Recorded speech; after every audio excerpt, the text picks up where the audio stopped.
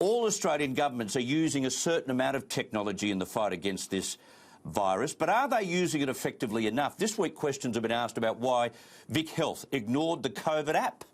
Only a handful of industries are making use of QR barcode technology. And if we're closing borders again because travellers are telling porkies, can't we use what's on our smartphone so that police know the truth? Chris Griffith is the Australian's technology writer, and he's on with us right now. Thank you very much for your time, Chris. Thanks, Chris. We've had a whole series of mistakes from the Andrews government, but do you know why you would refuse to even use the COVID app, given the fact that, 5 million or 6 million Australians have downloaded it?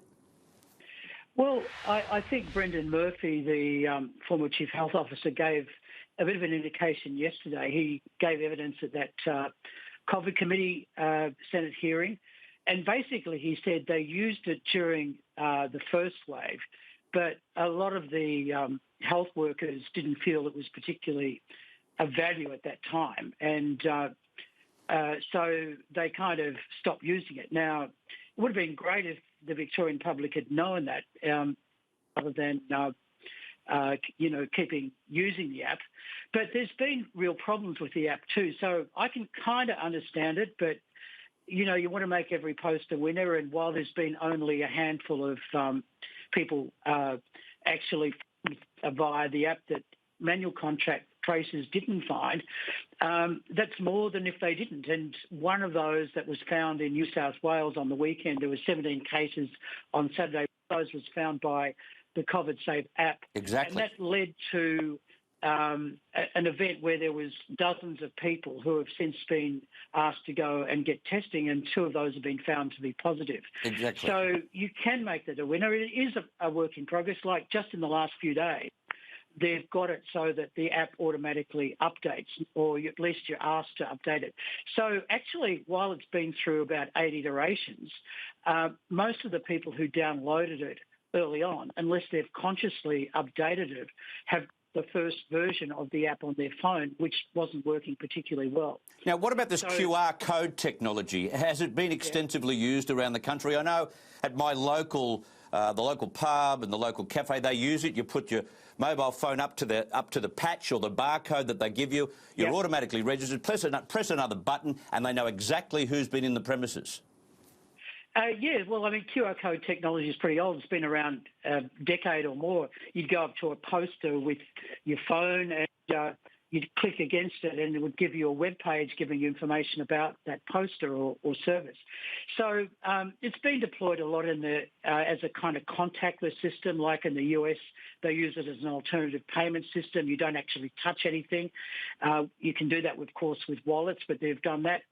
There's been lifts where you've got a QR code. If anything's wrong, you just put your phone up to that and get information about it. But Woolworths have started a bit of a pilot with 11 stores with QR code displays, and you take your phone up to that, click on that, and it'll give you a form where you put your name and number in it. So it's kind of being used an alternative to, just manually writing your name and phone number that is being used in pubs and clubs around the place. Exactly. Every time I go into a place that wants me to do that, I pick up the pen and I think to myself, I wonder how many other hundreds of people have picked up the same pen. If they've got COVID, I've now got it. What's the use of putting my name down? But anyway, one quick thing. Exactly right. I mean, that is exactly the issue that you want to address. And so Woolworths is trying this out, and we'll see how it goes. Touchless. One quick one. I spoke tonight about the Queensland government closing its borders again on Saturday night.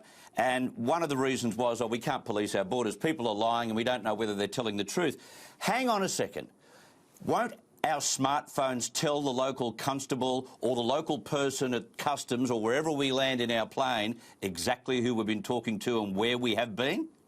Well, certainly if you've got location switched on your phone, that would be the case. A lot of people don't because of privacy issues. I've got a kind of view on this. Being a tech writer, I'm all for privacy and that, but during the pandemic, I've left location on my phone because if I get this virus, I want the health officers to be able to look at that and work out where I've been. Yes.